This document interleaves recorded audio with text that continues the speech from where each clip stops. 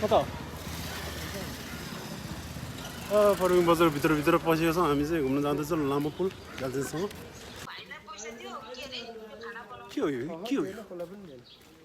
मन्दिर रहेछ बाटो बिजुली किन उठाइरहेको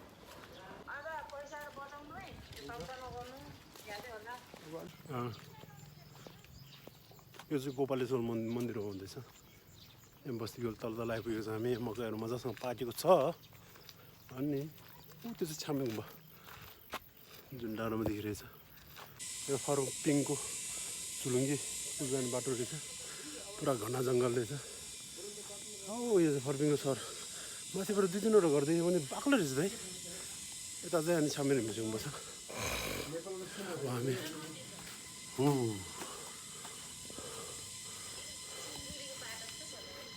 मेरो साथी चाहिँ आफ्टर लङ टाइम झन्डै लगभग 4 वर्ष पछि आमा दाजुभाइ दिदीबहिनीहरूसँग फोनमा कुरा गर्दैछ खुसी साटासाट टेनिस खेल्ने ठाउँ भन्ने जग्गा चाहिँ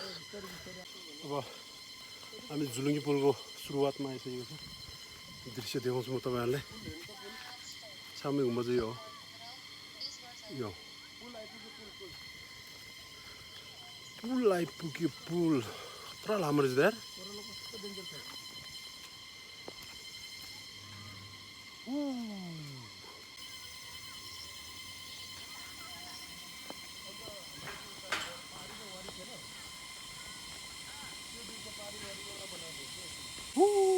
फोन खस्ला यो हल्लिँदो रहेछ धेरै लामो रहेछ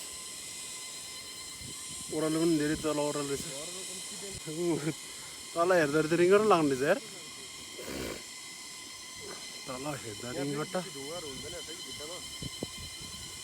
सँग उडाउँदैछ यता गाउँको दाजुभाइहरू चाहिँ डरो पाराले नसमात्यो भने चाहिँ खस्यो भने चाहिँ तल पुग्छ खोज्ने नो चान्स धेरै लामो म ठ्याक्क पुलको ठ्याक्क बिचमा छु होला उता यति लामो छ भने यति लामो छ भने उता पनि ठ्याक्कै यति लामो छ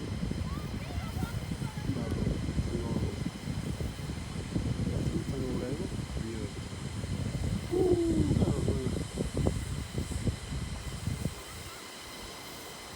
चङ्गा दसैँ आउनु लाग्यो त्यही भएर चङ्गा हो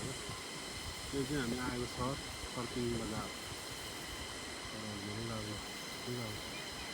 धल्नु हो क्या